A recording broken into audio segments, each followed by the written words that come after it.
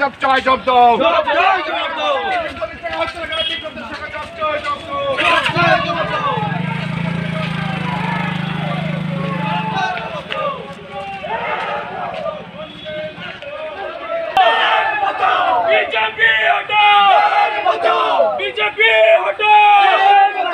বিপ্লব দেব তুমি তোমার প্রতিশ্রুতি পালন করো বছরে 50,000 চাকরি কোথায় গেল বিপ্লব দেব জবাব চাই বেকারদের জীবন নিয়ে ছিনিমিনি খেলা হচ্ছে গেল বিপ্লব দেব গরিব মানুষের সামাজিক খাতা কেটে দেওয়া হচ্ছে কেন বিপ্লব সরকার জব চাই জব দাও বন্দে মাতরম বন্দে মাতরম বন্দে মাতরম বন্দে মাতরম জিন্দাবাদ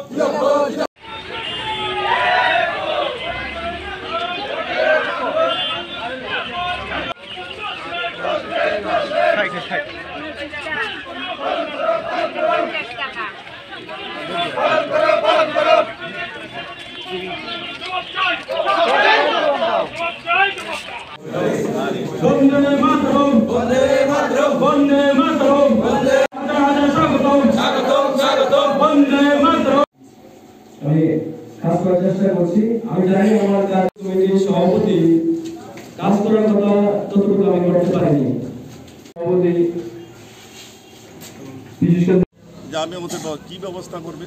আমি দেখেছি সুপ্রিম কোর্টে চাকরি যাওয়ার পরে উনি বলেছেন যে এখন চাকরিটা চলে গেলে স্কুলগুলি ব্যাকম সৃষ্টি হবে, সুতরাং ওদেরকে রাখার জন্য আমাকে আরও 1 বছর সময় দাও। সুপ্রিম কোর্ট সেই সময় দিয়েছে, কিন্তু ইমপ্লাইডলি উনি কী বললেন 1 বছর পরে ওদেরকে আমিও ছাঁটাই করে দেবো। এর মধ্যে বিজেপি জুমলা ভারতবর্ষের প্রধানমন্ত্রী যখন বলেন, অর্থমন্ত্রী যখন বলেন, তখন মানুষ বিশ্বাস করে। ওনারা আবার এসে বললেন কোনো চিন্তা নেই, 10,323 যারা আমাদেরকে সমর্থন করো, আমরা ক্ষমতায় আসলে তোমাদের নিরাপত্তা দেবো, তোমাদের চাকরি হওয়ার কোনো ভয় নেই। আসার পরে দেখা গেলো আরেক বিশ্বাসঘাতকতা। কী করলো ওরা? সুপ্রিম কোর্টে গিয়ে বললো না যে আমরা ওদেরকে চাকরিতে রাখতে চাই। সুপ্রিম কোর্টে বললো মানিক সরকার যেটা বলেছিলেন 1 বছরের জন্য আমাকে আরও দাও, নাহলে স্কুলগুলি এর মধ্যে আমি টেটের মাধ্যমে আমি টিচার নিয়োগ করব। পরবর্তীকালে বিজেপি সরকারের সুপ্রিম কোর্টে গিয়ে আরেকটা পিটিশন করলেন যে আমাদেরকে 1 বছর সময় দাও, 1 বছর সময়ের মধ্যে আমরা স্কুলগুলি ভ্যাকেন্সিগুলি ফিল আপ করব। বিপ্লব দেব ক্ষমতায় থাকতে পারবেন কিনা বিপ্লব দেব চেষ্টা করছেন ক্ষমতা ধরে রাখতে। ওনার একটা বিরাট সংখ্যক বিধানসভার সদস্য এমএলএরা ওনারা চাইছেন বিপ্লব সরকারকে এখনই পতন ঘটাতে। আজকে আপনারা দেখেছেন প্রকাশ্য সভায়, যেটা কোনো দলের পক্ষে, গণতান্ত্রিক যারা দল যাদের শৃঙ্খলা আছে সেই দলে এটা হয় না, প্রকাশ্যভাবে স্লোগান দিচ্ছে বিধায়করা দাঁড়িয়ে যে বিপ্লব হটাও ত্রিপুরা বাঁচাও। আর বিপ্লব দেব সঙ্গে সঙ্গে ঘোষণা করেছিলেন ওনার সমর্থন জানাবেন, আস্থা বলে যাবেন। এইগুলি নিয়ে এখন ওনারা ব্যস্ত। আর পাশাপাশি পাহাড়ে আপনার পেছনের দরজা দিয়ে ক্ষমতা চালাচ্ছে বিজেপি আইপিএল। এখানে নির্বাচিত সত্তা নেই, সেখানে নির্বাচিত সংস্থা হতে দেয়নি, কারণ বিজেপি ভালো করে জানে আমাদের মাননীয় মুখ্যমন্ত্রী এইটুকু বুঝতে পেরেছেন এখন যদি এডিসি বা মিউনিসিপ্যালিটিতে নির্বাচন হয় তাহলে বিজেপির ভরাডুবি হবে, চরম বিপর্যয় হবে, তাহলে বেকম ছাত্রদের ক্ষতি হবে। একই বিজেপি সিপিএম দুটোই একই মুদ্রার এই পিটার ওই। তারপরে ওদের কী বলো, সুপ্রিম কোর্টে ওরা বলেছিল যদি আমরা এই 10,323কে আমাদের যে ভ্যাকেন্ট পোস্টগুলি আছে সেগুলিতে যদি আমরা নিয়োগ করে দিই তাহলে আমাদের অনুমতি দেবে কিনা। আমরা অনুমতি, সুপ্রিম কোর্ট বলেছে ইয়েস ইউ ক্যান ডু ইট।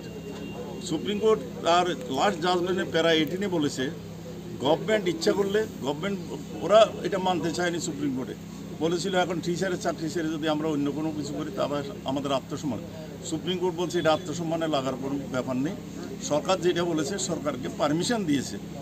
তো সরকার এখন এটা করছে না কেন? সরকার তুমি তার প্রতিশ্রুতি দিয়েছ।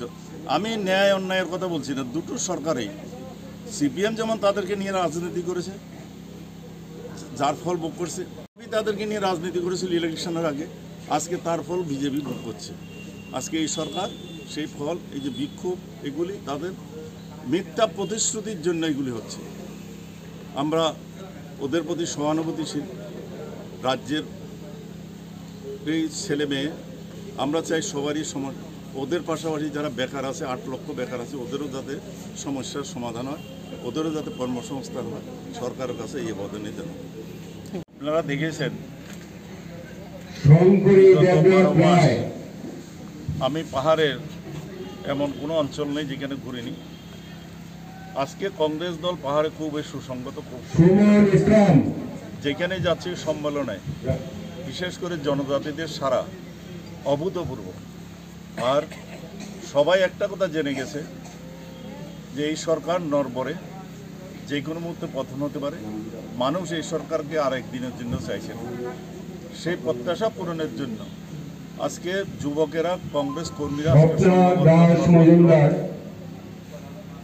বিজেপিকে ক্ষমতায় এনেছিল।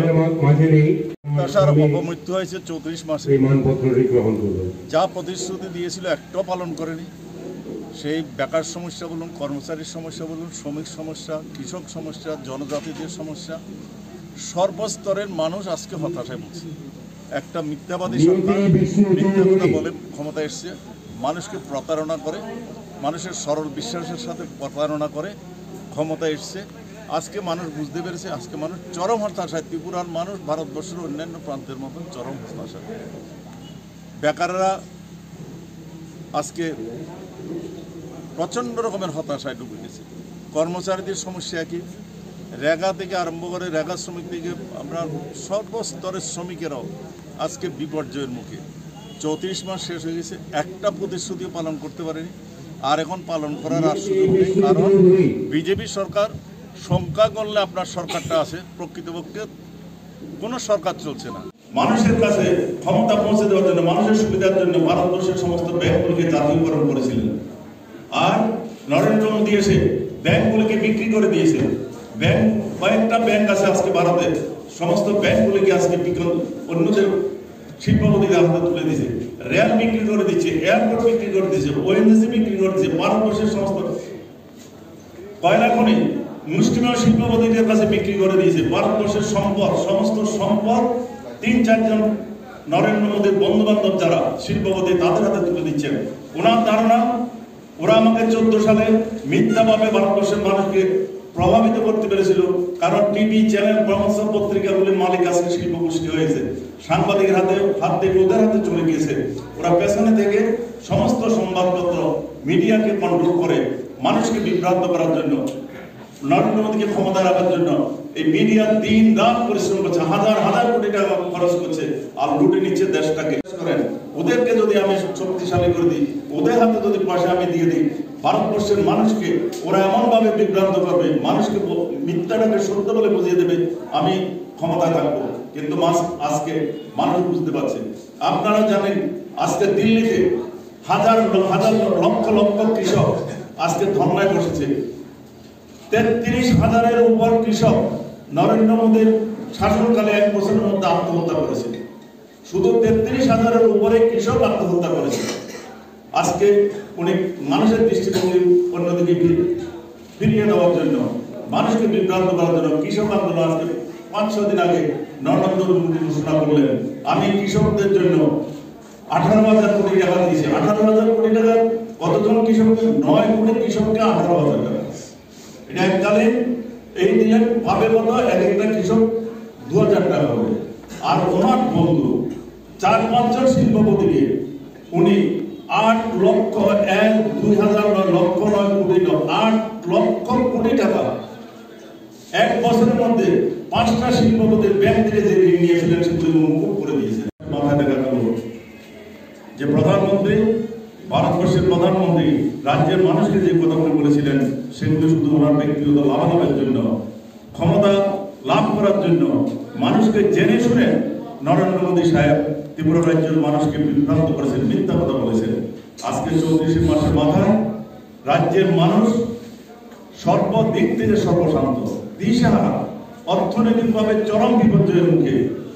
বেকাররা অন্ধকার হাত পাচ্ছে, হতাশায় ভুগছে, ব্যবসায়ীরা সর্বনাশ হয়ে গেছে, কৃষকরা মাথায় হাত দিচ্ছে। আর পাহাড়ে জনজাতি যারা আছেন তাদের থাকার মতন ঘরবাড়ি নেই, রাস্তাঘাট নেই, পানীয় জলের কোনো ব্যবস্থা নেই। মানুষের যেটা অধিকার, স্বাস্থ্যের অধিকার, পাহাড়ে মানুষের কোনো স্বাস্থ্য সাধারণ চিকিৎসা পাওয়ার মতো কোনো ব্যবস্থা নেই।